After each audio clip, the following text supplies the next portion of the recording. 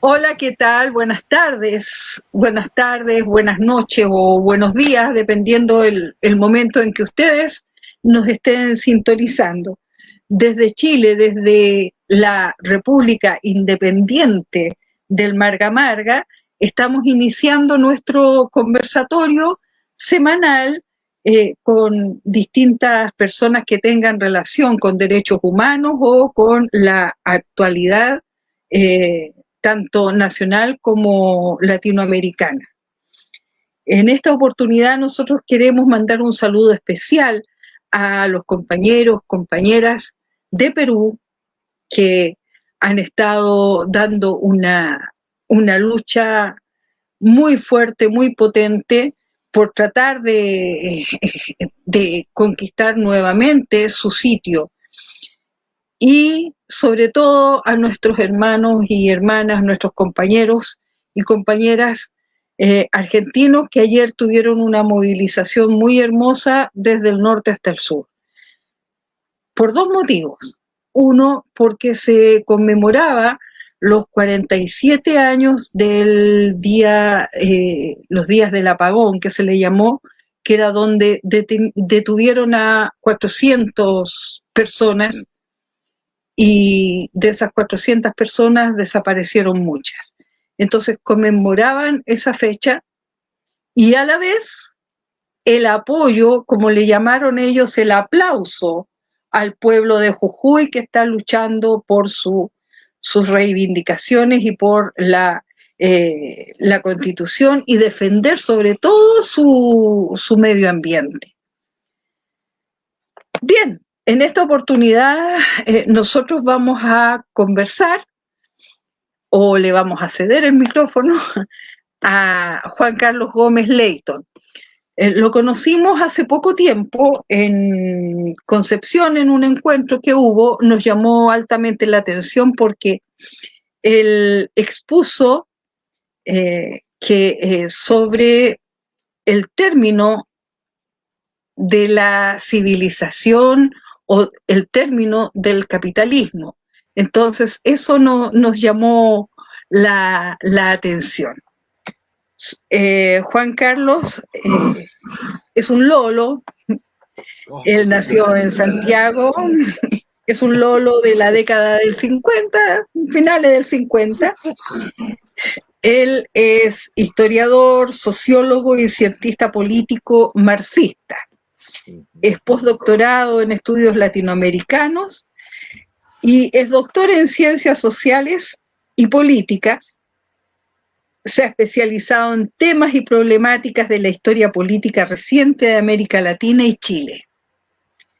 Actualmente se desempeña como académico independiente y director del Centro de Investigaciones en Procesos Políticos y Sociales de América Latina, con diversas publicaciones nacionales e internacionales. Aquí yo les muestro este libro de Juan Carlos, que es bastante interesante porque vienen reflexiones no solo de él, sino que del Rafa y del Igor, de Rafael Agacino y de Igor Goikovich, también del compañero Correa, sobre la revuelta. ¿Qué pasó? Y es súper entretenido el libro porque es bien ameno para leerlo. Y también nos cuenta sobre una escuela popular que hubo con los chicos en La Serena, me parece, o en Coquimbo, por allá, con el CUI. Bueno, vamos a estar con él y con Pepe, que no sé si se cayó ya o está ahí. Ahí está Pepe. Pepe va a hacer una pequeña presentación para situarnos un poco en el contexto en el que estamos y luego vamos a iniciar el diálogo con Juan Carlos. Vamos, José, dale. Yo vengo hoy día invitado, ya que la persona estable en este momento tuvo que ir a trabajar porque salió, digamos, un laburo. Así que voy a tratar de poder reemplazarlo de la mejor forma posible, ¿ya? Bueno, la situación, digamos, en Chile en estos momentos es bastante álgida. Tenemos un problema, digamos, con un robo en el cual de computadores ya en el ministerio que maneja Giorgio Jackson, del cual, digamos, no se sabe si realmente fueron gente, eh, ladrones comunes, si fue, digamos, parte de una misión, digamos, para borrar información respecto a lo que ya estaba pasando antes con las fundaciones que manejaba, digamos, RD, o simplemente es la derecha la que hizo el trabajo precisamente para enlodar más aún a Giorgio Jackson.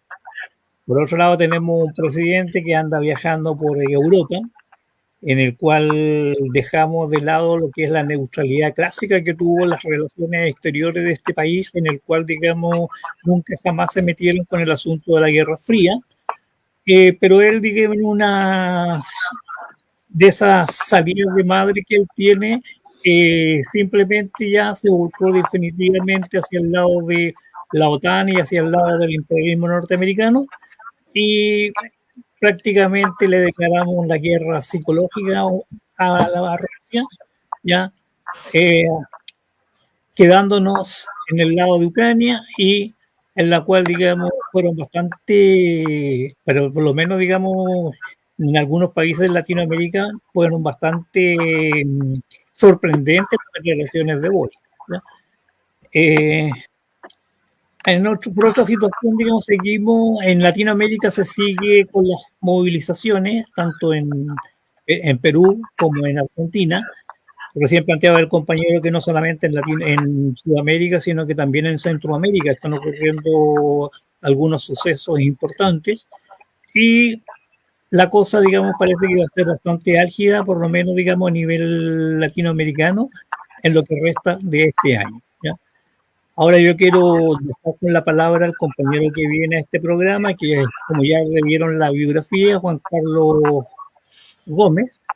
Respecto, digamos, yo le haría la primera pregunta respecto a qué es lo que él piensa o qué es lo que es para él, qué significa, y una situación que estamos viendo en toda Latinoamérica, qué es lo que significa la democracia. Esa es la primera pregunta que le hago, compañero. Bueno, en primer lugar, agradecer a la radio Cordón Marga Marga y a ustedes la invitación, tanto a Pepe como a Marta, la invitación que me hacen para participar en este programa y saludar a todas las personas que nos están escuchando y tratar de ofrecer una mirada, tratar de ofrecer una reflexión política, filosófica, sociológica sobre lo que está ocurriendo actualmente no solo en Chile, no solo en la región, sino a nivel, diríamos, internacional, diríamos, a nivel global. Hoy día sabemos que desde 1980 en adelante el mundo se volvió cada vez más chico, menos ancho y menos lejano. Si usáramos esa metáfora de Ciro Alegría, cuando nos decía que el mundo era más ancho y ajeno, ¿no? Hoy día el mundo no es ancho ni ajeno, sino que el mundo nos afecta directamente en forma casi instantánea, lo que ocurre ya sea allá en el mar de China o en Ucrania o en Europa, en Norteamérica o en cualquier otro lugar nos está afectando directamente a nosotros. Lo mismo que ocurre cuando ocurre algo aquí en América Latina, también se ven afectados otros lugares. Es decir, eso es lo que es la primera condición en la que debemos tener claro, de que hoy día estamos en un mundo interdependiente, interrelacionado, donde lo que ocurre allá no ocurre a nosotros también. Para decirlo simplemente, ¿no? Esto de que el comentario que hacía el compañero Pepe con respecto a la gira que en este momento está desarrollando el presidente Boris en Europa y asistiendo a esta reunión de la Unión Latinoamericana, la CELAC, con la Unión Europea, también implica esto que estoy señalando, ¿no? Y su compromiso que él ha asumido, ¿cierto?, no sé si es un compromiso que lo asume a título personal, a nivel de gobierno o a nivel de Estado, ¿cierto?, de colocarse al lado de Rusia en la guerra actualmente en desarrollo entre Rusia y Ucrania, nos implica también a nosotros, ¿no? A nosotros como nación, a nosotros como sociedad.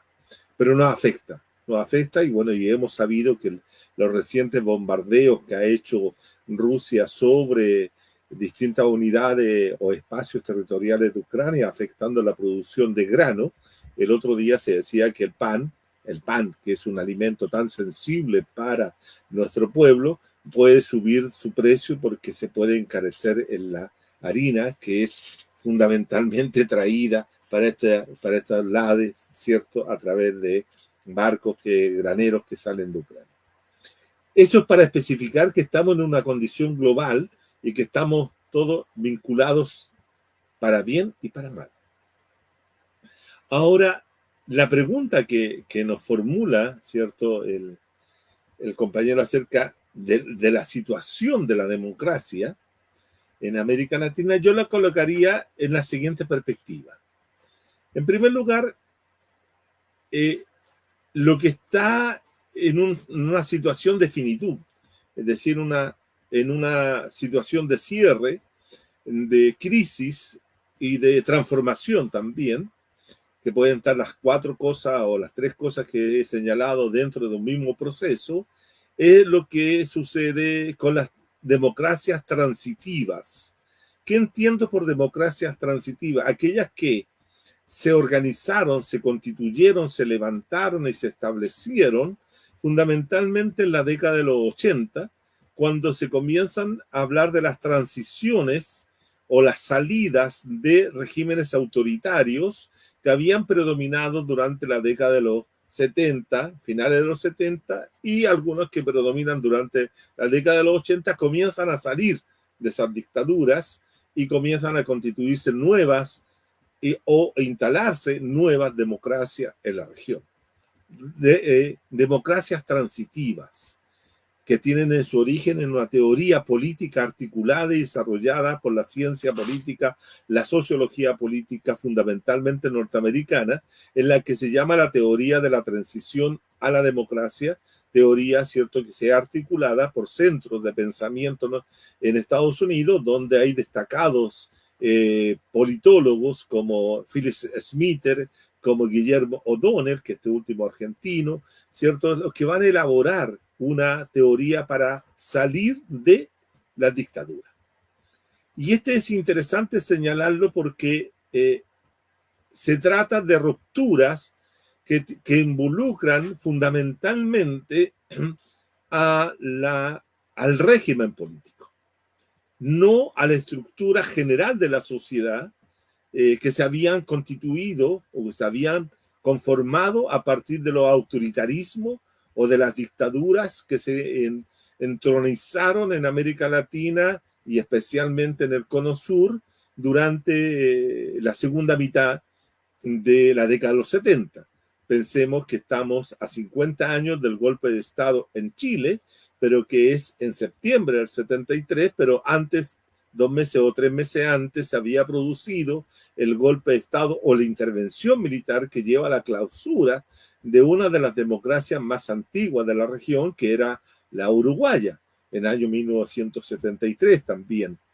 Pero también en el año 76 se establece la dictadura militar en Argentina, cuando se derroca a Isabel Estela de Perón y se establece una de las dictaduras más crueles que se han producido en la región, con 30.000 desaparecidos o 30.000 víctimas de la dictadura, ¿no? Anteriormente se había producido en el año 64 la dictadura de Brasil. En el año 1971 se había dado un golpe de Estado en Bolivia y se tenía otra dictadura de General Torres. Lo mismo ocurría en Ecuador, también estaba bajo una dictadura. Las dictaduras militares, primero progresistas y luego reaccionarias, que se habían instalado en Perú en la década de los 70. Es decir, la constelación de América Latina de América del Sur, observaba que solamente 2 países de la región estaban durante la década de los 70, finales de la década de los 70 y comienzo de los 80, ¿cierto?, en una situación de disponer un régimen político democrático de carácter representativo, con ciertas limitaciones, con una serie de problemas, pero democrático, entre comillas, ¿cierto?, en relación a lo que existía en el resto de América Latina, que era el caso de Colombia, ¿cierto?, y, por supuesto, Venezuela, en ese momento, ¿cierto?, que respondía a lo que se conoce como el pacto del punto fujismo que predominaba en aquella época en Venezuela. Venezuela era un régimen democrático, tengamos presente que fue un espacio que recogió y dio asilo a muchos latinoamericanos, tanto chilenos, uruguayos como argentinos, al momento de la instauración de las dictaduras militares en la región.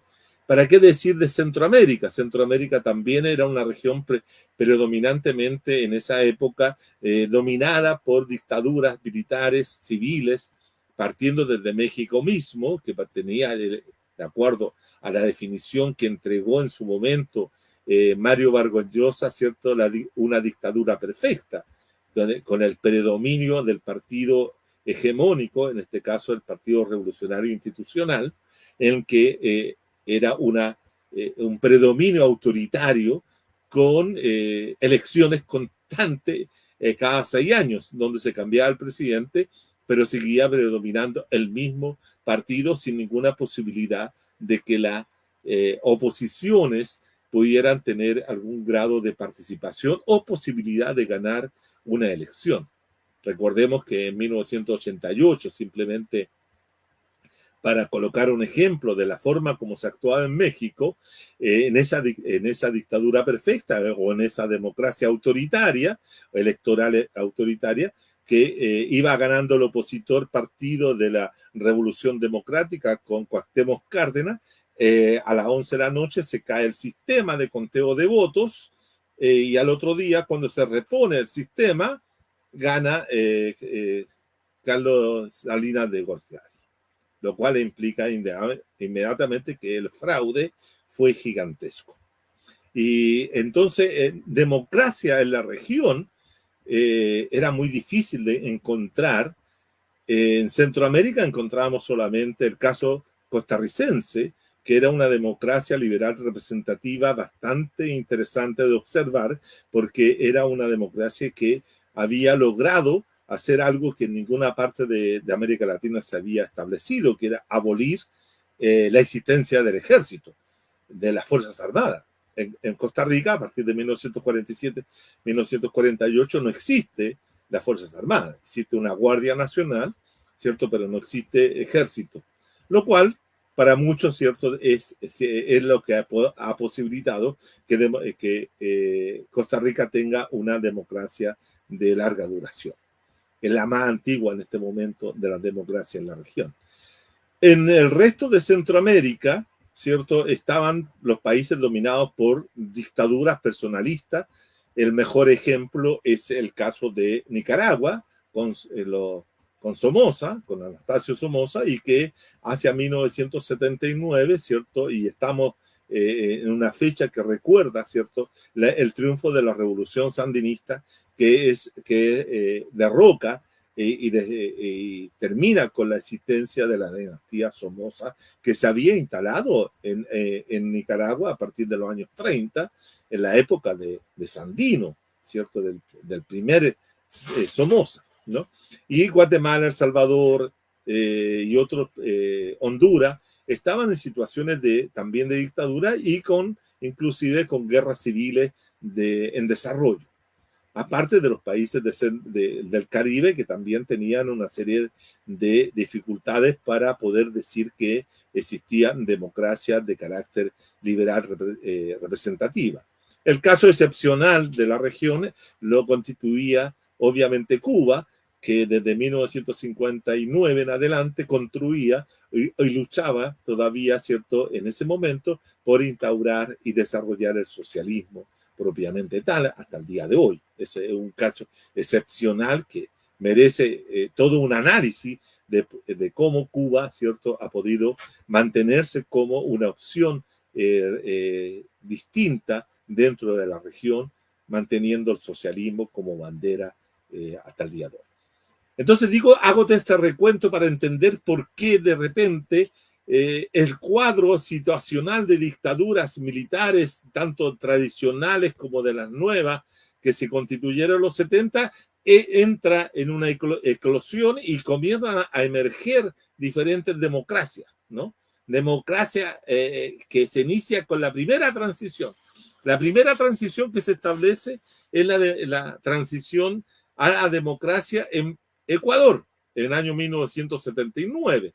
Después le sigue Argentina, el 83, el 82 lo había hecho tibiamente Brasil, comenzaba también la transición en Uruguay, etcétera, etcétera, hasta terminar con la primera, la máxima y más antigua dictadura militar que existía en América Latina, que en el año 90, 91, ¿cierto?, se logra democratizar por breve periodo, el caso paraguayo, con el término de la dictadura del general Stroessner, que se había establecido allá por los años 50, ¿no? Y el año 90 también se produce la transición en el caso chileno. La pregunta, ¿a qué tipo de democracia transitamos?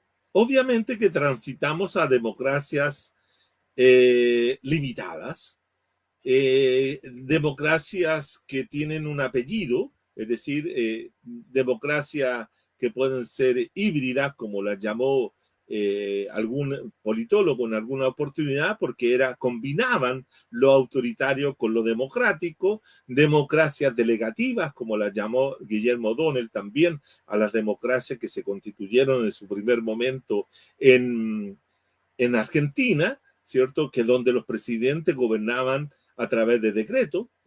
Menem, ¿cierto?, va a gobernar en el segundo periodo que le toca gobernar Argentina con puros decretos leyes, saltándose el Ejecutivo, porque así se le entregaban prerrogativas al presidente para hacer las transformaciones y los cambios que buscaba instaurar Menem, que no era otra cosa que profundizar el desarrollo del modelo de acumulación neoliberal en Argentina.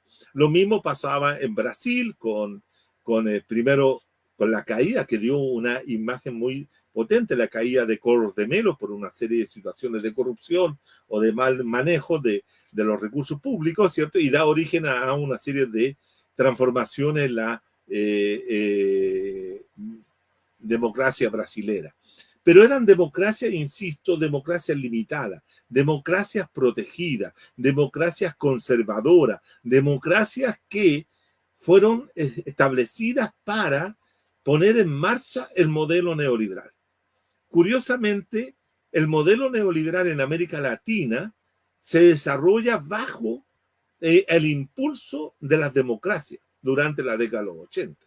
El caso chileno es el único caso que tiene, ¿cierto?, un desarrollo, el modelo neoliberal, a través de una dictadura como la de Pinochet, a lo largo de los años 70-80, del 75 en adelante. Pero la mayoría de las sociedades latinoamericanas que estamos hablando, Ecuador, Venezuela, incluso el año 91,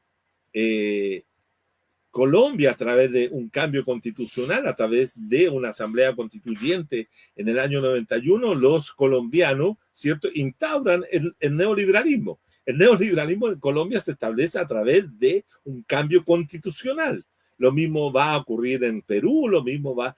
Las democracias latinoamericanas, las democracias transitivas, son portadoras de neoliberalismo. Por lo tanto, el neoliberalismo como proceso de acumulación de capitales siempre ha tenido, ¿cierto?, una mala relación con la democracia plena, con la democracia inclusiva, con la democracia participativa, con la democracia activa, ¿cierto? Y en ese sentido el neoliberalismo lo que hace es limitar, obstaculizar el desarrollo de una participación ciudadana activa o elementos de derechos sociales, económicos, etcétera, que podían tener la ciudadanía. Todo lo contrario, esa vinculación entre democracia que surgen en los 80 hasta el día de hoy son democracias de baja calidad o de mala calidad, de pésima calidad.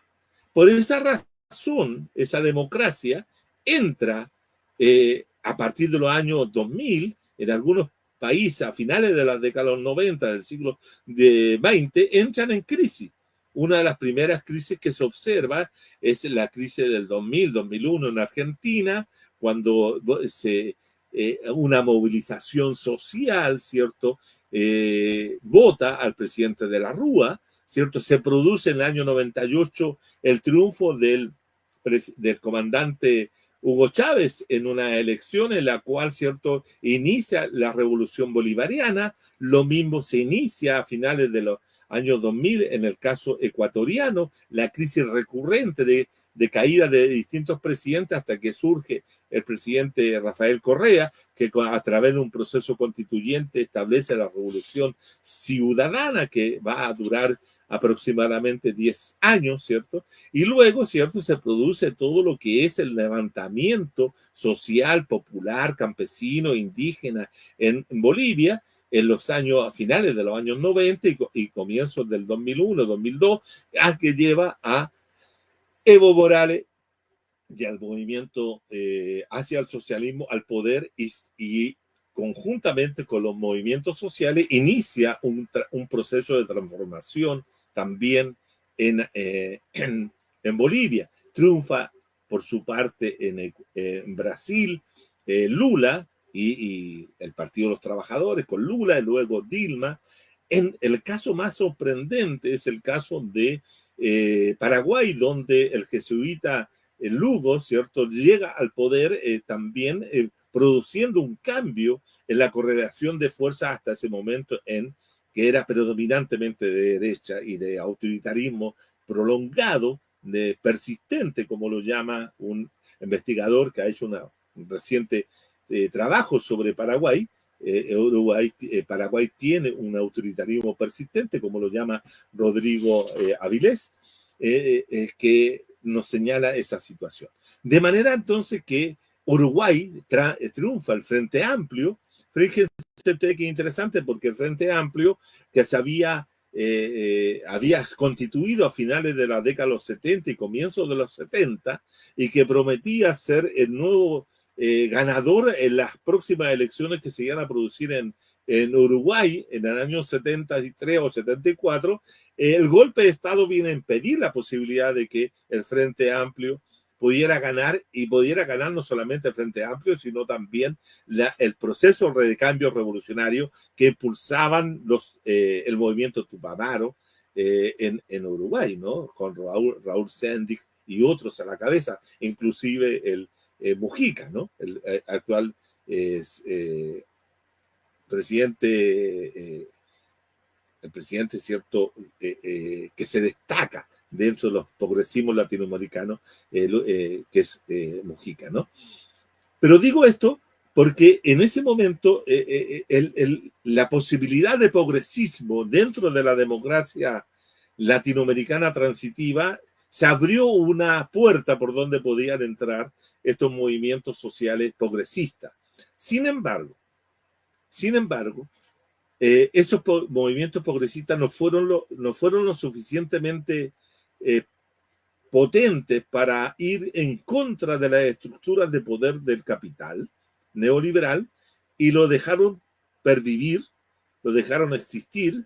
Incluso muchos de ellos, de estos gobiernos progresistas, establecieron alianzas con esos sectores, que lo que permitieron, ¿cierto?, que la derecha en América Latina comenzara a partir del 2010 en adelante a recuperar espacios y a cerrar la democracia. Los progresismos latinoamericanos fueron limitados, fueron insuficientemente revolucionarios o transformadores para poder cambiar la democracia. Y hoy día tenemos una democracia que es bastante mala, para decirlo francamente. Tenemos problemas con la democracia en Chile. No quiero meterme en el caso chileno porque no quiero chilenizar solamente esta respuesta a la primera pregunta que hace el compañero Pepe, sino que decir que la democracia en Chile ha sido una democracia que no fue por la cual el movimiento social, el movimiento político opositor a Pinochet luchara. Es una democracia que instauraron los autoritarios en la Constitución de 1980. Y la Constitución de 1980 establecía la democracia protegida, que se protegía del pueblo y de los ciudadanos para que estos pudieran hacer cambios radicales en ella. Y esa democracia protegida fue mantenida, extendida, profundizada y consolidada por todos los partidos que participaron en la concertación de Partidos por la Democracia durante 20 años, y para qué decir de los gobiernos de Piñera, el 1 y el 2, como también el de Nueva Mayoría, que no han sido capaces de modificar aquello, no modificaron aquello. Y por lo tanto la democracia chilena sigue siendo una democracia protegida. Lo mismo pasa con la democracia argentina, que sigue siendo una mala democracia, con una serie de problemas internos, que no solamente son económicos, sino también son políticos, con dos partidos que se han estado repartiendo, a diferencia de antaño, que se hacían entre el Partido Peronista y los radicales. Ahora es entre sectores del peronismo, que es una versión bastante heterogénea del peronismo inicial, con la derecha. Ahora, lo que puede ocurrir es que en las próximas elecciones, que son este año, en Argentina gane, ¿cierto? Un señor que viene de la derecha, Milei, y que puede ser también una situación bastante incómoda para la democracia. Es decir, la democracia, en términos de condición, hoy día atraviesa por una situación de crisis profunda. No es la democracia que nosotros quisiéramos. Nosotros quisiéramos una democracia mucho más sustantiva, mucho más participativa, más robusta en términos de participación ciudadana, mucho más de una democracia más de derechos, una democracia que tenga dignidad, una democracia que tenga transparencia, una democracia que tenga controles ciudadanos de lo que hacen los gobernantes. Es decir, una democracia mucho más profunda que la que tenemos, porque la que tenemos no representa la democracia que busca un determinado sector. Desgraciadamente, esta democracia liberal representativa, como muchas cosas de la condición póstuma, la condición póstuma que vive la sociedad actual, también está llegando a su fin. El problema sustantivo que yo veo en ese punto es que no tenemos todavía claro cuál es el tipo de democracia que queremos reemplazar. O sea, ¿por qué democracia queremos reemplazarla? ¿Por qué? Porque tenemos en la década de la primera década del siglo XXI, se habló mucho de la democracia participativa. Y se habló mucho de la democracia participativa como modelo de democracia que se estaba levantando en Ecuador, que se estaba levantando en Venezuela, que también se luchaba por constituir una revolución democrático-cultural, que se hablaba en el caso boliviano, pero vemos nosotros que esas democracias tampoco lograron consolidarse. La democracia ecuatoriana se perdió cuando se fue Correa, y se perdió con Lenín Moreno, que hizo un retroceso, una involución democrática muy fuerte. Lo mismo ha ocurrido en Bolivia, porque el golpe de Estado del 19, el derrocamiento, una forma muy particular de derrocamiento de Evo Morales, ¿cierto? Retoma el poder el MAS, pero no es el mismo MAS transformador que estuvo en la primera etapa. Oye. Y para qué decir de la crisis que vive Venezuela, ¿no? Entonces yo creo que la democracia está enferma y pasa por un mal momento en América Latina. No tenemos, bueno, la mejor expresión es la democracia peruana, que tiene elecciones, que tiene partidos, que tiene todo, pero no logra consolidarse, no logra afirmarse, y van cambiando presidentes en la medida que van ocurriendo situaciones dominadas por la corrupción. Las democracias latinoamericanas son democracias corruptas. Lo que mencionabas tú en relación con los sucesos de Chile y con lo que pasa con el Frente Amplio y con la promesa de no ser corrupto, se ha caído completamente. ¿Por qué? ¿Por qué ocurre eso? Digo, ¿por qué? Y eso podría ser la segunda parte después de las preguntas que Sí. quieran hacer. Marta. Sí, mira, en primer lugar quiero informarle a la gente que está viendo que haces un análisis bastante contundente, que todavía no lo he terminado porque lo agarré recién hoy día, en un libro que se llama Política, Democracia y Ciudadanía en una sociedad neoliberal, Chile 1990 al 2010. Ese es un libro tuyo que es bastante interesante para analizarlo, para estudiarlo y para debatirlo. Entonces, instamos a quienes puedan que lo bajen, que lo busquen o que te lo compren. Ya, eso. Tú has estado hablando todo el rato acerca de la democracia. Pero fíjate que yo veo esa democracia con apellido. Y es una democracia que sirve a una clase social, si nosotros lo tomamos desde el punto de vista marxista. O sea, es una democracia que sirve para que tenga el poder una clase social. Y esa es la que ha mandado, y esa es la que en el fondo nos ha engañado, incluso con estos gobiernos progresistas. Pero, ¿qué crees tú que debiera contraponerse a esta democracia, llamémosla burguesa? Porque resulta que es el mandato de aquella clase que tiene la hegemonía económica. Entonces, ¿cuál sería lo contrario a eso? Es que yo tengo la impresión, estimada, que es lo siguiente. El problema no es la democracia en sí. El problema, cuando uno habla que la democracia es parte de un todo, o es parte de un sistema, o es parte de una formación socioeconómica, o es parte de un modo de producción.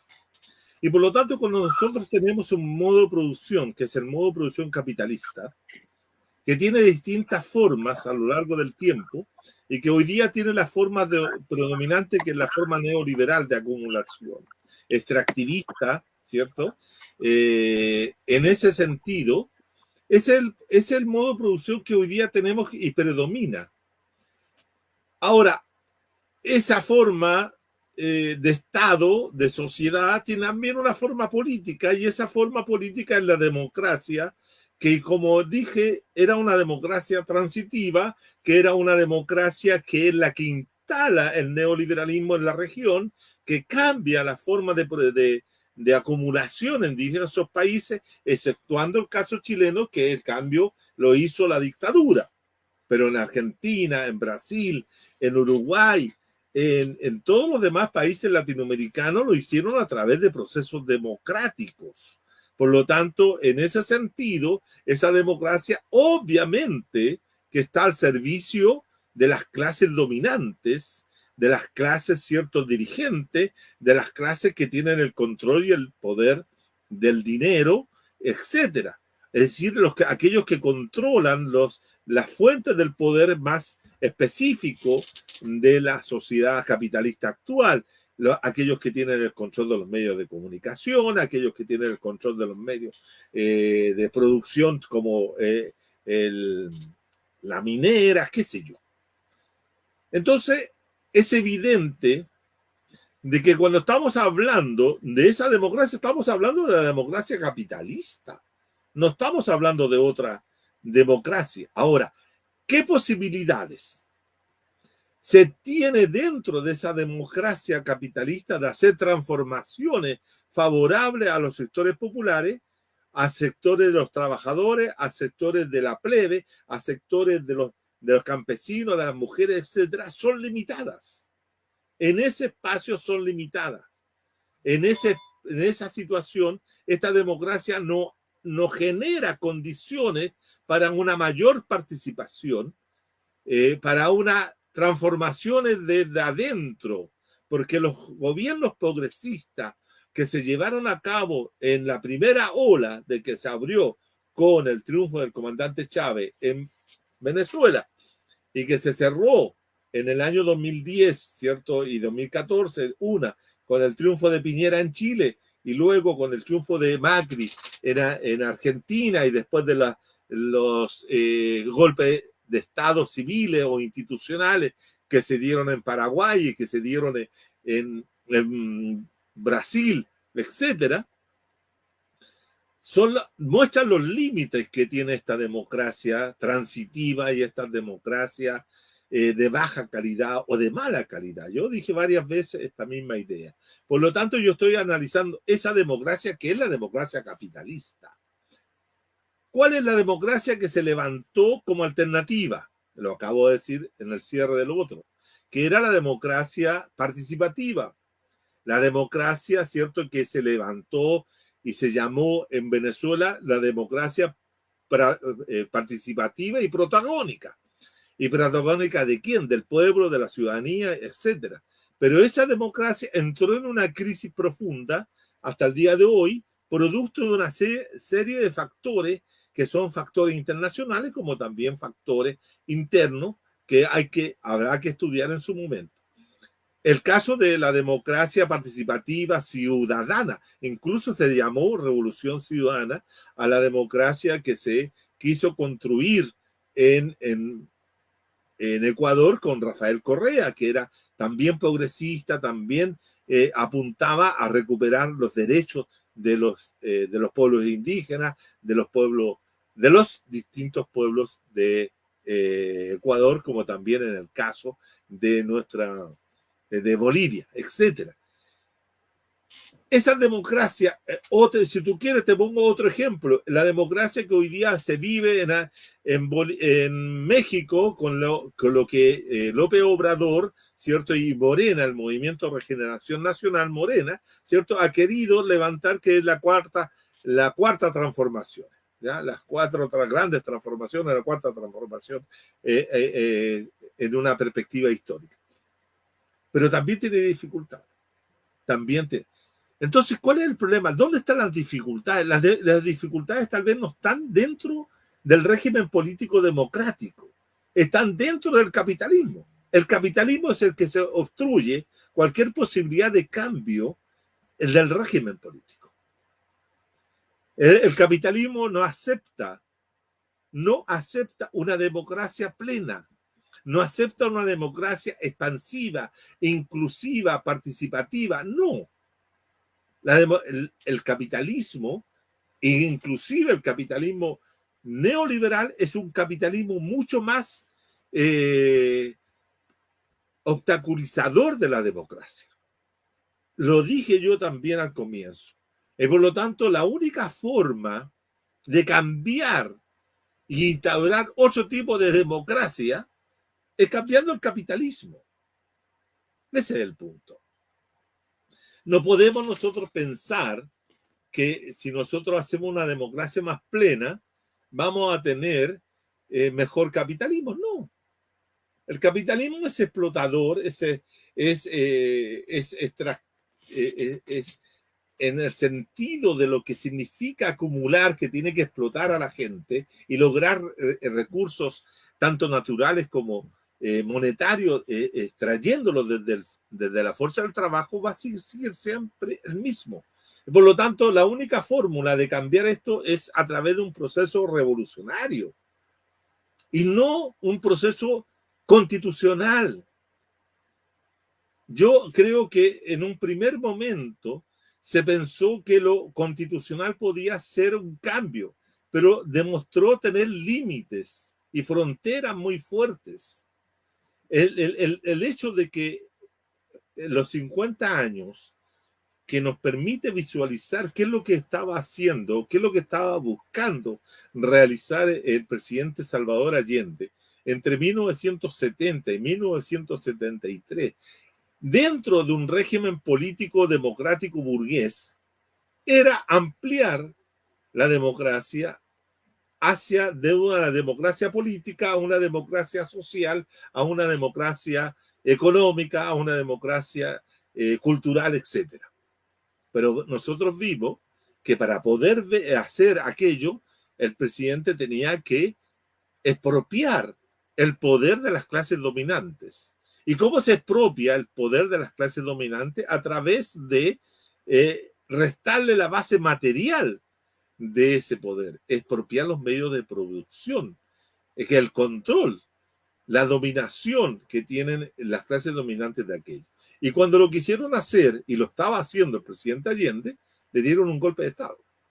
El golpe de Estado no fue contra la democracia, fue contra el proyecto de socialista de Salvador Allende y de la Unidad Popular como proceso político instaurado, inclusive llevado a cabo desde abajo por los trabajadores, cuando los trabajadores, los cordones industriales se tomaban, ¿cierto?, las empresas, las dirigían, producían a partir de una autogestión, etcétera, etcétera, etcétera. Eso era poder popular encarnado en un proceso histórico en ese momento. Y ese momento fue frustrado, fue abortado, fue derrotado militarmente a través de un sangriento proceso de ocupación militar del país y destruir aquello. Se destruyó la democracia burguesa para evitar el desarrollo del socialismo. Por lo tanto, queda claro de que la democracia es también un régimen político que al capitalismo no le sirve cuando la democracia se amplía y cuando la democracia crece o la democracia se vuelve mucho más participativa y se vuelve mucho más subversiva en términos de querer modificar los órdenes existentes. Por lo tanto, la única forma es construir otra democracia es destruyendo primero, destruyendo, no conviviendo, destruyendo al capitalismo. Es la única forma. De otra manera, vamos a tener siempre una democracia insuficiente, amplia, liberal, ¿cierto? O puede ser social, como pueden existir las democracias europeas nórdicas, donde existe la socialdemocracia, etcétera. Entonces ahí dice, mira, ahí tenemos un capitalismo bueno porque ahí hay respeto a los derechos de los trabajadores, sí, pero es capitalismo finalmente. Capitalismo. Pero los nórdicos pueden vivir muy tranquilos porque viven también explotando a otros grupos humanos que no están necesariamente en su país, ¿cierto? Pensemos que las grandes transnacionales de explotación de recursos naturales en el sur, en los países tanto de África como de Asia, como de América Latina, son noruegos, suecos, etcétera. Son de daneses, etcétera. Entonces, el capitalismo central se puede dar el lujo de tener un capitalismo social con una supuesta buena democracia porque explota a otros, pero no explota a ellos, a la gente que vive en su propio país. Oye, a ellos los tiene contentos con una serie de derechos, pero a costa de la explotación de otros, ¿no? Que están fuera de sus lugares. Entonces, cuando tú me preguntas acerca de cuál es la democracia que no es burguesa, es la que hace desaparecer la sociedad burguesa.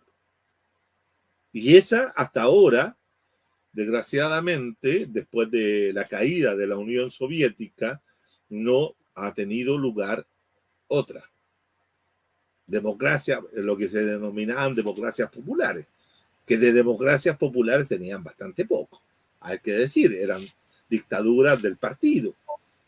Pero bueno, en ese momento no logramos desarrollar o no se logró desarrollar otro tipo de democracia, ¿no? Pero hay que construir otro tipo de democracia, pero hay que construir a partir de otra forma de producción. Ese es el tema. El tema de fondo es cómo podemos superar, no la democracia, superar el capitalismo. Ese es mi punto. ¿Podemos superar el capitalismo hoy día? ¿Podemos derrotar al capitalismo? Podemos construir otra forma de producción que nos permita evitar la destrucción civilizatoria que nos está llevando el capitalismo actual. ¿Podemos nosotros controlar a esta devastación de la naturaleza que nos lleva al capitalismo en su infinita irracionalidad expansiva? Piensen ahora que están entrando a disputarse, y eso no se dice, pero se está entrando a disputar los que son los terrenos, los espacios que están bajo el hielo en la Antártida.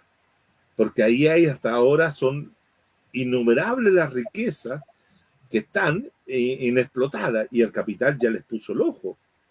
¿Ah? Entonces, ¿por qué? Porque eso quiere revisar el Tratado Internacional sobre Territorio Antártico que se firmó allá por los años 40, porque quieren entrar a participar en esa explotación.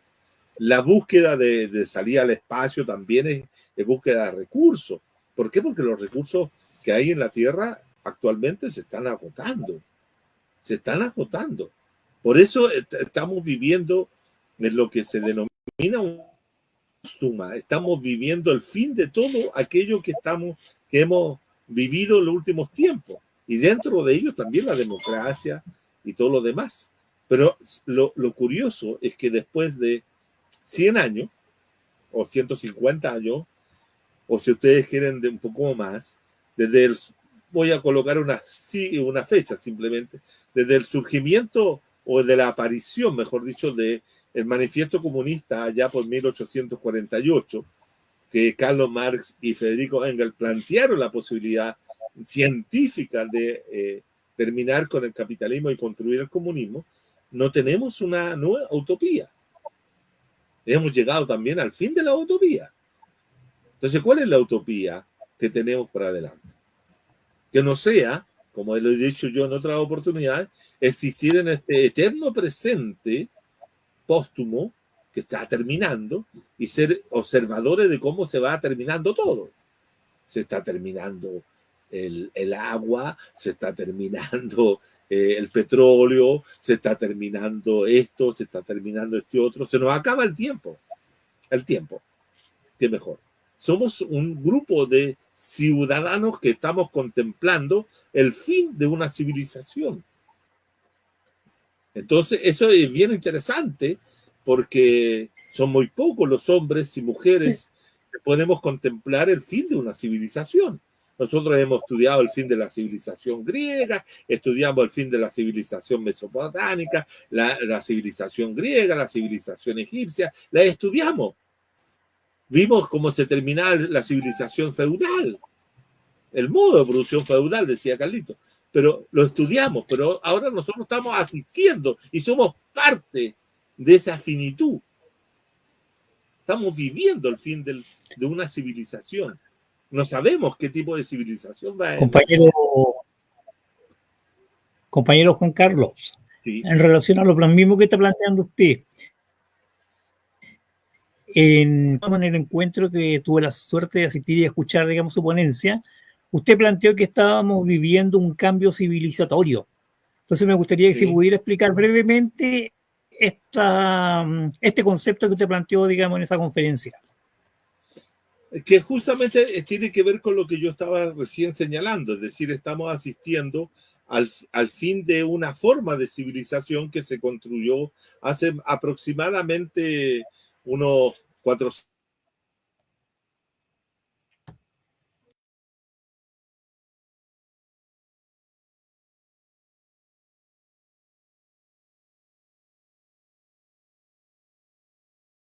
Voy a usar el concepto de Gramsci, vemos que se disuelve un tipo de sociedad y que está emergiendo otra, pero esa no la podemos todavía definir ni establecer claramente sus contornos, tampoco podemos diseñar y dibujarla porque todavía es brumosa, todavía está ahí emergiendo, no es clara. Y por eso este cambio civilizatorio lo estamos observando como un cambio transitivo, pero es la transición hacia dónde vamos, cómo vamos a transitar todavía no se observa, claramente. Lo que yo estoy diciendo, siguiendo toda la lectura de muchos autores, que sería lata aquí nombrarlo, es esta finitud de la civilización capitalista. La finitud se observa, ¿cierto?, en lo que está ocurriendo con el cambio climático, por ejemplo. Hoy día, ¿cierto?, escuchamos las noticias y nos encontramos, ¿cierto?, que hay tormentas de granizo en un sector de Europa, mientras que el otro sector de Europa se registran temperaturas de 40 grados de calor. Entonces estamos observando cambios en la composición atmosférica, el cambio en la forma como el clima se ha comportado en los últimos tiempos, para mostrar ese tipo de situación. Y eso, ¿quién lo provoca? Y quién lo ha provocado es el hombre. Por eso se habla del cambio, que estamos en una situación antropocena, en la cual nosotros somos los productores de esa destrucción de la civilización actual. Tenemos que poner el control yo no digo que tengamos que volver, como hay algunos que son mucho más categóricos, mucho más radicales, que dicen que hay que volver al tiempo de las cavernas. No. ¿Cómo limitamos? Por ejemplo, ¿cómo limitamos el parque automotriz? Ustedes se vienen a Santiago y Santiago es un infierno de autos circulando por toda la ciudad, millones de autos, lo cual genera una de las condiciones de vida más inadecuadas, ¿cierto? Tenemos que volver a buscar, evitar esa situación, porque eso nos está matando. Lentamente nos está matando, nos está destruyendo la vida. El ruido, lo que es la contaminación auditiva, que sufren todos los que van a los espacios, a los que viven alrededor de las grandes autopistas o de las grandes avenidas de mucho tránsito, también es una situación que vuelve a cualquier sujeto inestable. El estrés en la cual vive el ciudadano actual, la situación de sometimiento a jornadas de trabajo que son muy intensas, etcétera. Todo esto está creando, ¿cierto?, un sujeto bastante difícil. La violencia que estamos observando en la sociedad actual, y no me refiero a la violencia delincuencial, sino que estoy refiriéndome a violencia como nosotros vivimos el día a día, cotidianamente, también es una manifestación de este cambio civilizatorio, ¿no? No es lo mismo vivir en una sociedad donde habían 4 millones de habitantes repartidos en 4.200 kilómetros de largo que tiene Chile, que tener 18 millones metidos todos, o 7 millones, o 8 millones viviendo en Santiago de Chile, donde estamos viviendo uno arriba del otro, donde comienza a escasear el agua, etcétera. Entonces es una sociedad sometida a tensiones muy fuertes. Me imagino que cuando hubo el cambio civilizatorio, ¿cierto? Pasamos de una forma a otra durante la época pretérita, los hombres y mujeres y niños y niñas de esa época también tienen que haber vivido un trastorno similar a lo que estamos viviendo hoy día, porque es impactante la forma, ¿no? La sociedad está asqueada de muchas maneras, ¿no? Y este retorno muchas veces se explica a qué se está volviendo, al refugio de lo tradicional, el refugio a lo tradicional, el refugio a volver a formas de que el pasado, comillas, nos prometía seguridades. El pasado nos... Acá todo se involucionó. La utopía ya no es vista hacia el futuro. Por eso les digo, y en esa exposición yo señalé que no teníamos futuro, lo que nosotros tenemos un eterno presente. Fíjense en el caso chileno. El caso chileno es muy interesante y muy revelador de lo que estoy diciendo. El Chile lleva 4 años viviendo un eterno presente, que es la discusión en torno al cambio constitucional.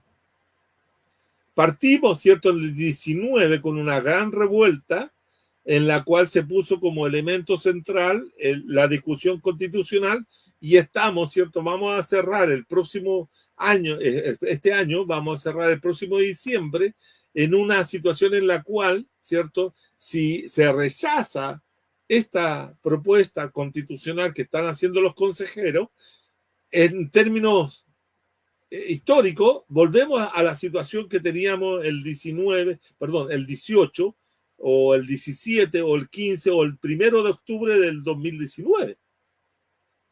Entonces, es una sociedad que se enferma. ¿Cómo salimos? ¿Cómo salimos de esta situación? Mire, volvemos a lo antiguo, volvemos a lo que queríamos superar. Un sector de la sociedad quería superar el tema de la Constitución del 80, y vamos a terminar en la Constitución del 80. Eso es circular. Partir en un punto y volver al mismo punto es circular, y por lo tanto nos enfermamos dentro de él. Entonces, esa es la situación de un eterno presente, que no tenemos por dónde salir. ¿Cómo salimos? ¿Cómo logramos?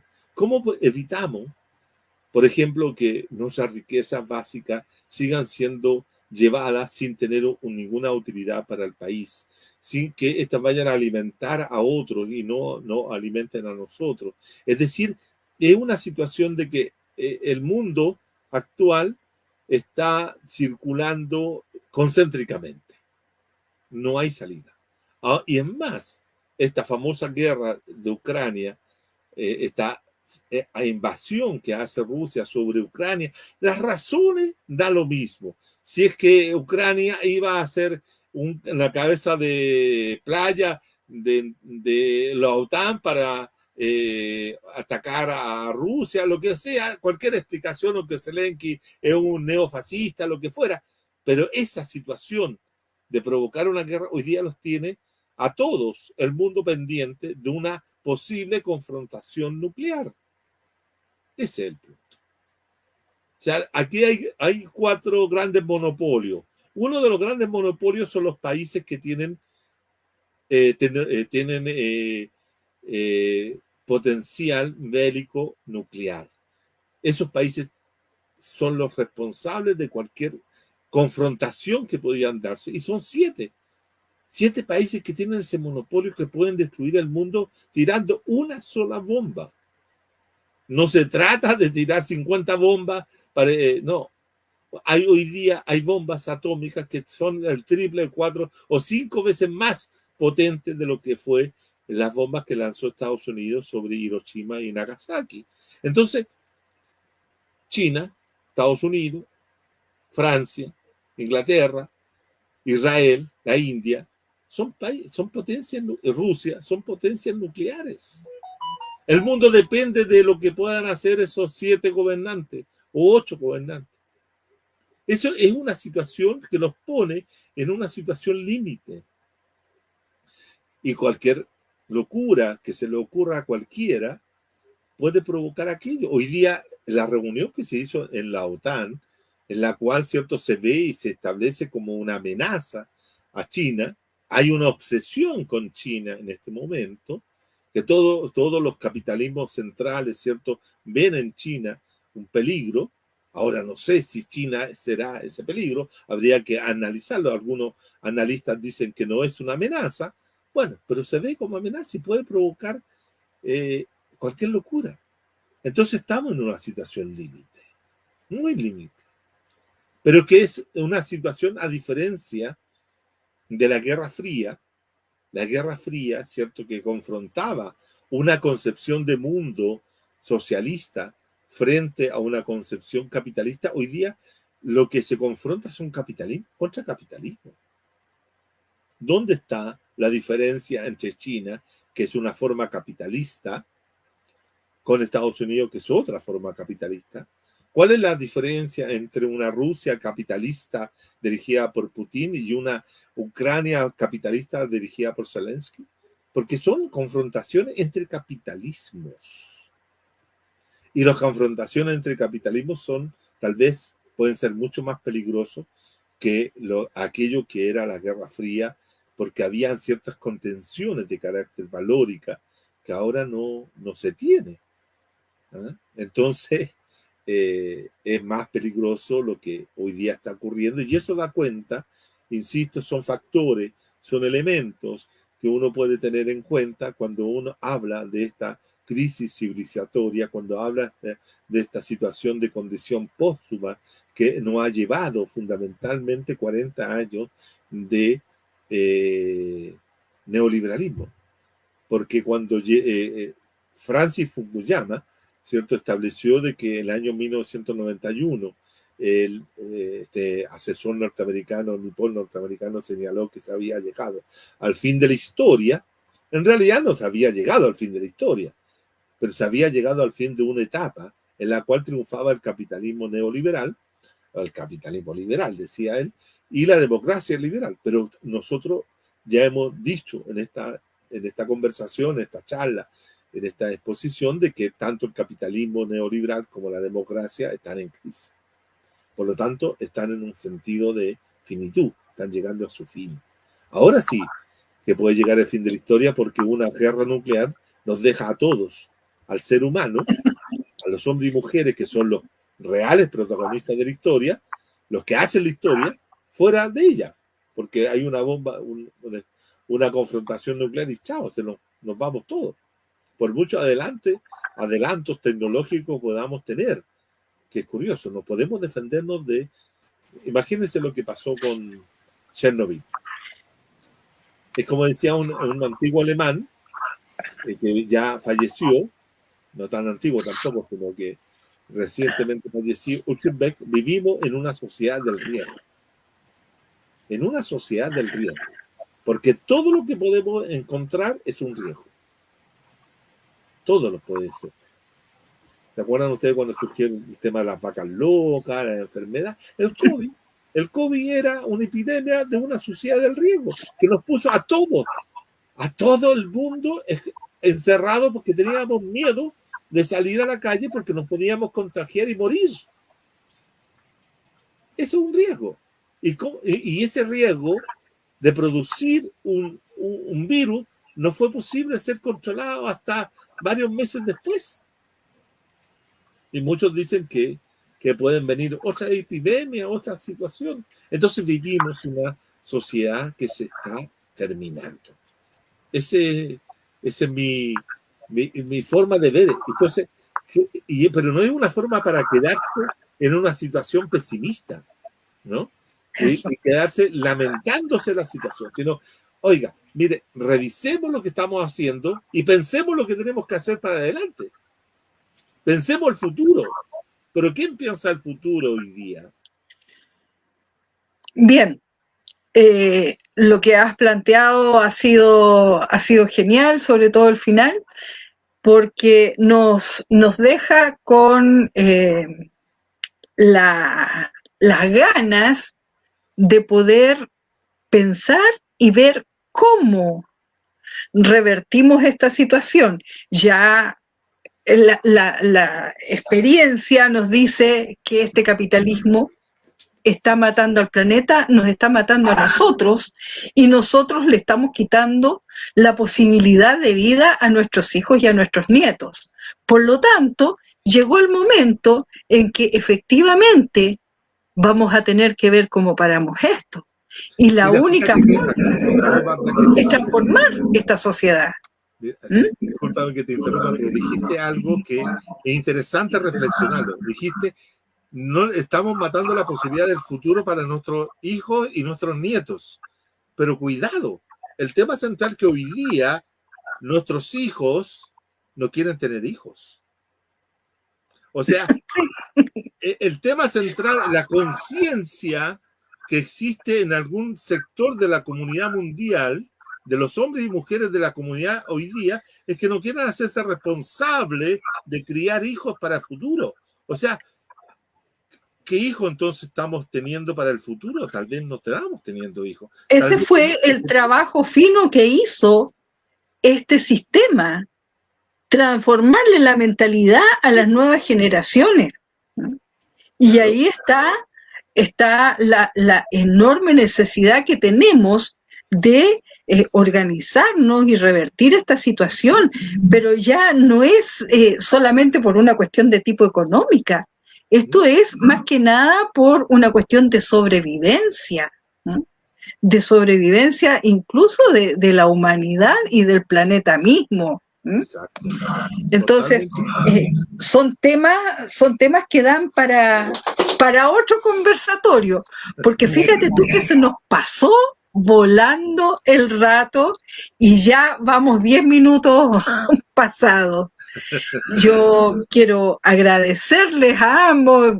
Pepe vino hoy día de invitado a ayudarnos con el programa, agradecerles la participación y bueno, y a Juan Carlos, pucha, un abrazo enorme porque ha sido bastante interesante todo lo que has planteado y yo sé que los chiquillos que están, y los no tan chiquillos que también por ahí me han escrito, estaban bastante motivados con el tema.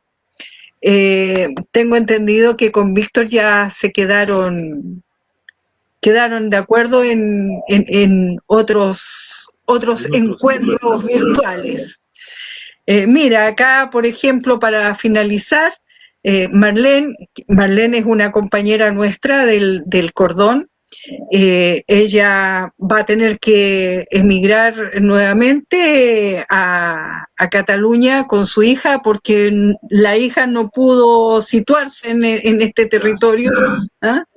Y ella no ha podido arreglar su situación económica acá en Chile, siendo ella chilena. Entonces va a tener que, a finales de año, vuelven a Barcelona. Y dice, nuestra sociedad vive entrampada en su propia individualidad mercantil. Mientras eso no cambie de la mano de un proceso de cambio cultural, seguiremos en la más plena ignorancia y analfabetismo ideológico. Pero yo insisto que no es solamente un cambio de carácter cultural, tiene que haber un cambio en las condiciones materiales de existencia de las personas. Tiene que haber un cambio en la forma como los hombres y mujeres se interrelacionan en el espacio laboral, cómo se relacionan en una empresa, cómo trabajan. Porque el trabajo, fíjate que nosotros a lo largo de un día estamos plenamente en el trabajo más que en nuestra casa. Y por lo tanto en el trabajo hacemos una serie de actividades, una socialización. Y en esa socialización del laboral que hoy día se vive, y predomina la competencia, predomina el egoísmo, predomina el individualismo, predomina, ¿cierto?, todo lo que me permita a mí como persona, como individuo, estar sobre el otro.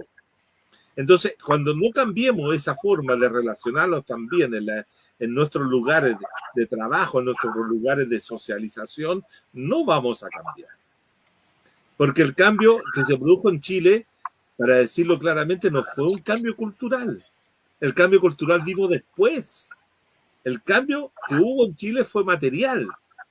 Cuando la dictadura se toma el poder y comienza a destruir lo que se había construido a lo largo del siglo XX, que era la empresa, la industria, la solidaridad entre los trabajadores y trabajadoras, eso lo destruyó mandando a cientos de miles de personas a la calle, dejando cesante a miles de personas y después reconvirtiéndolo en otras cosas. Exacto. Material. No fue exacto. El cambio cultural vino después. Hay una cita de Pinochet que dice claramente, cuando él sale en una visión, en una visión panorámica de las protestas, año 83, 84, no me acuerdo bien, pero él sale arriba de un helicóptero a ver y baja, y los periodistas se le acercan y él dice, aquí hay que esperar por lo menos 10 años para que se produzca el cambio cultural. Porque esto no ha cambiado todavía.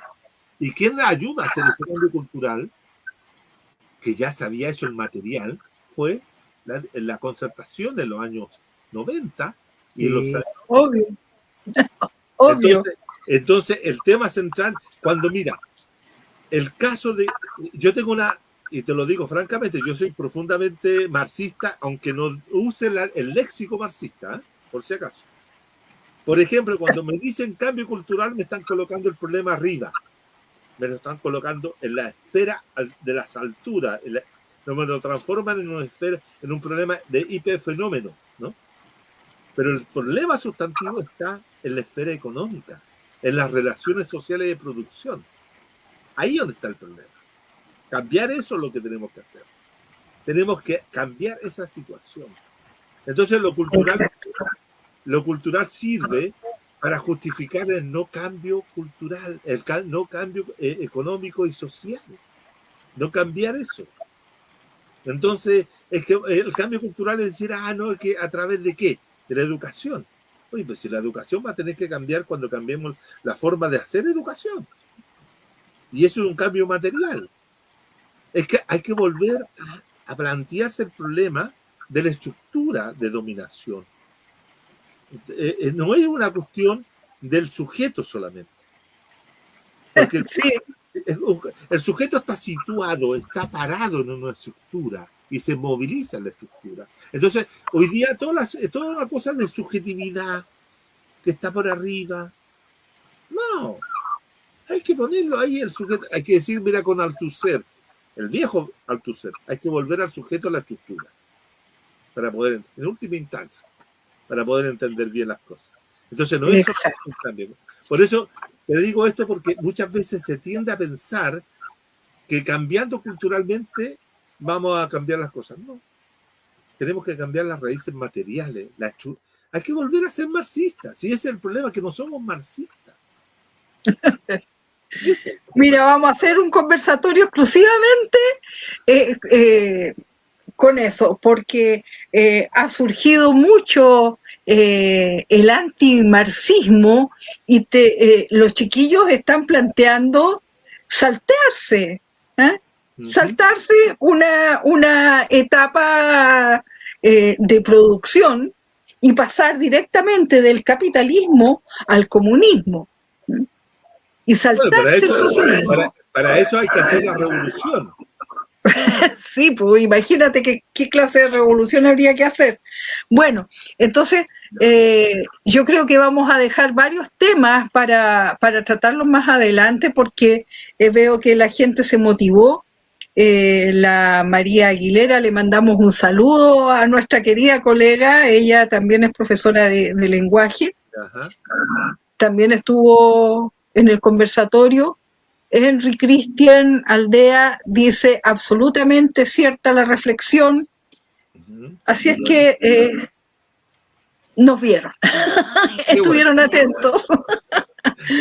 Bueno, un abrazo a los dos. Quiero mandar un abrazo, quiero despedirme, pero a la vez quiero amarrar al compañero Juan Carlos, porque también hago un programa de radio los días lunes. Bueno, ahí después conversan ustedes. Uno de estos lunes para que pueda hacer un comentario internacional respecto, digamos, me gustó mucho respecto a la situación que está ocurriendo no solamente en Chile, Perú, Argentina, sino que es una situación a nivel global, ¿ya?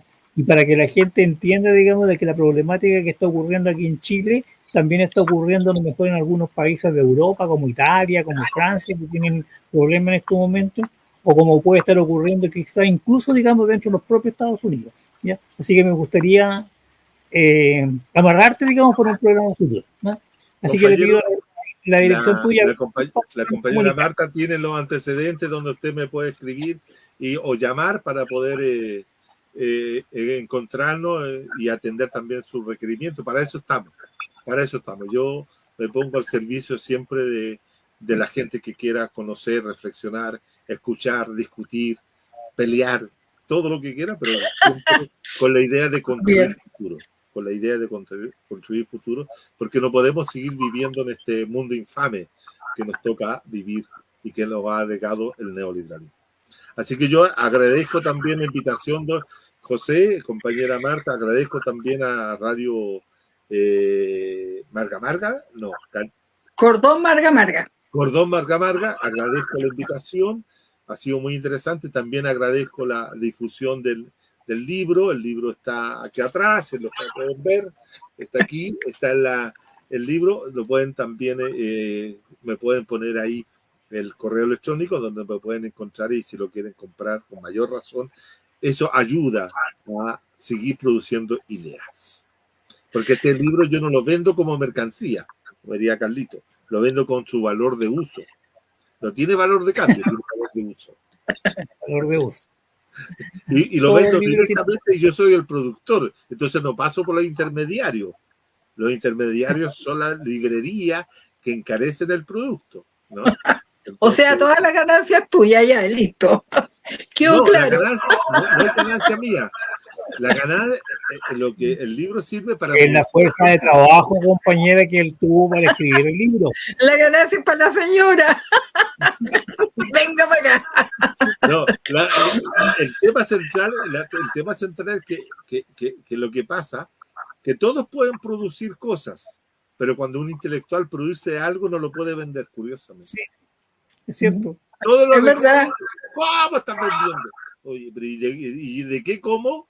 Si es lo mismo que le pasaba a Carlito. A Carlito la vocación, dice. Nada. Carlito pasaba lo mismo. Tenía que escribir para producir todo lo que dijo y todo lo que planteó. Pero nadie se hacía cargo de mantener a él y su familia. Pues. Era Engel el que le pasaba dinero para que pudiera escribir. Entonces, ¿por qué? Sí, después que se le acabó el dinero a la mujer. Porque hay un prejuicio en que los intelectuales no tienen que vender lo que hacen. Es un y pasa lo mismo con el arte. Lo mismo. Así que yo, a todos los que están interesados en comprar el libro, yo les mando el libro, pueden escribirle a jcgomezleighton@gmail.com y yo les digo cómo se compra el libro. Ya, o bien pueden mandarnos al Facebook quienes estén interesados, sí. Y nosotros se los remitimos a Juan Carlos. Exactamente, como dice ahí María Refugio del poeta Aguilera. Sí, dice, una colega. Editar un libro en Chile. Eso es verdad. ¿Ve? Bueno, gracias. Buenas noches a todos. Ya, chiquillos. Chao, nos vemos. Gracias a quienes estuvieron atentos. ¿Está grabado? Sí, compañero, le mando la grabación. Ya, para yo subirlo también a mis redes. ¿Estamos? Sí, lo vamos a traspasar al YouTube, al canal de YouTube, y de ahí te lo mando. Igual en el WhatsApp te mandé este mismo link. Ok, listo. Pero ahora el Pepe lo traspasa al canal de YouTube de la radio Cordón Marga Marga, y de ahí también te lo enviamos. Bueno, muchas gracias. Ya, chao. Abrazos, que estés bien. Saludos a Víctor. Vale, gracias.